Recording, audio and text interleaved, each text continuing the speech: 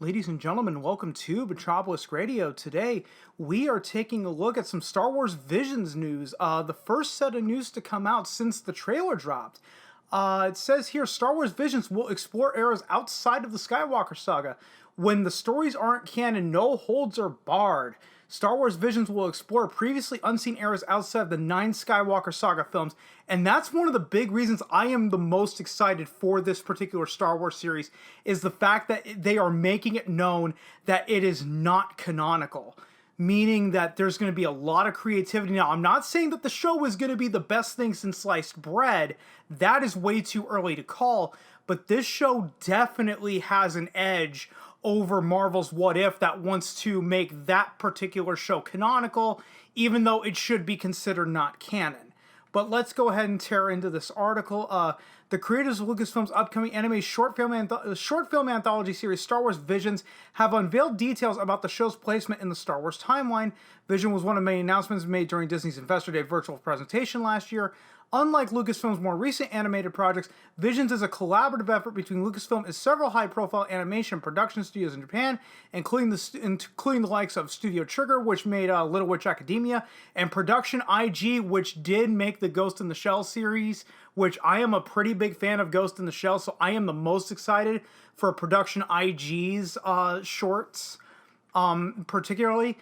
Earlier this month, Lucasfilm released its first wave of promotional materials for Visions, including a teaser trailer, which I did do a reaction to, which I will link down below in case if you want to watch that, as well as interviews with the show's producers. One of the key takeaways was that Visions was developed to exist independent of Star Wars canon, to grant the storytellers freedom to realize their distinctive creative visions, in other words, and that was the main takeaway from it.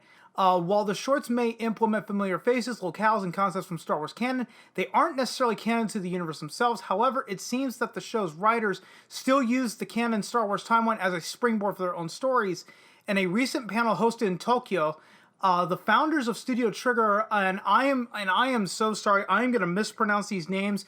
My Japanese is not the best. Masahiko Utsaka and Hiroyuki Amaishi revealed that their episodes The Elder and the Twins would exist outside of the time period depicted in the 9-numbered Skywalker saga films.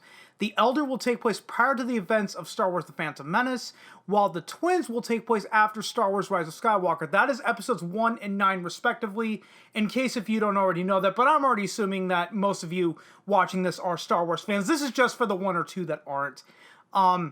So here is the full statement via IGN. Again, I am very sorry for mispronouncing these Japanese names if I do. Masahiko Utsuka and Hiroyuki Amaishi, the two founders of Studio Trigger, the anime studio behind Kill la Kill, Little Witch Academy, and Promare, explained that their two Visions entries will bookend the Skywalker saga, with Utsuka's The Elder set sometime before Episode 1, and Amaishi's The Twins set after the events of Episode 9.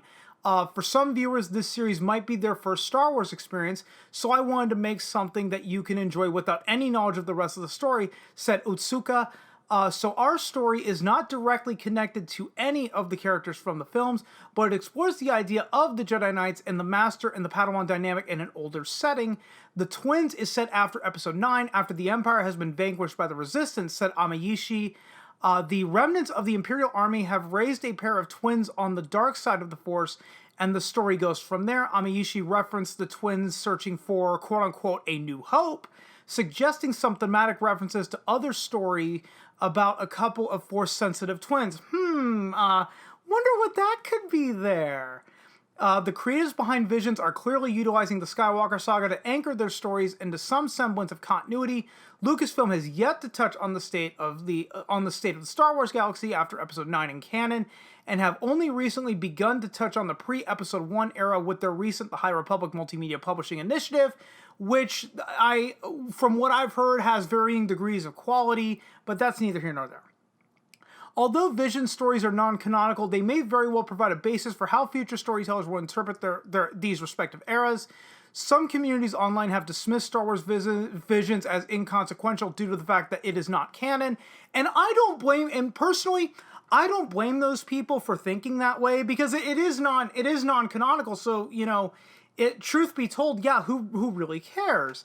But the article goes on, however, doing so is a disservice to the evident work and dedication the show's creators have invested, especially considering the fact that due to the lack of canon oversight, many of these stories are intensely personal to their respective creators. And I think that's what's going to make this show stand apart over something like what Star Wars What If is going to be. The article concludes, as details continue to emerge about the show, hopefully fans will come to find something to love in Star Wars' their most experimental venture yet. And yes, I do believe that this show will stand apart from Marvel's What If simply because of its non-canonical status. The fact is, the filmmakers behind each of the shorts are going to truly be creative, despite, with Marvel's What If, it was in the frickin' title. What if Killmonger saved Tony Stark in Afghanistan? What if Peggy Carter took the super soldier serum instead of Steve Rogers? What if T'Challa ran into space with the Ravagers?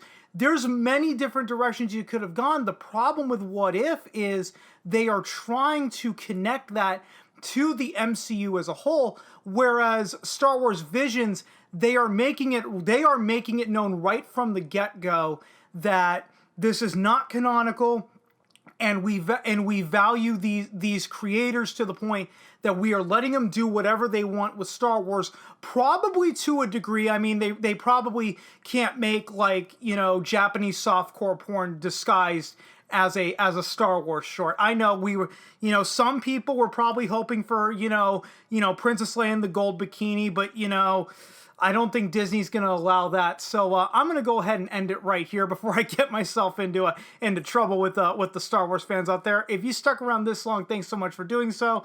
And if you guys have been following me long enough, I am terrible at ending these. So I will just see you guys next time.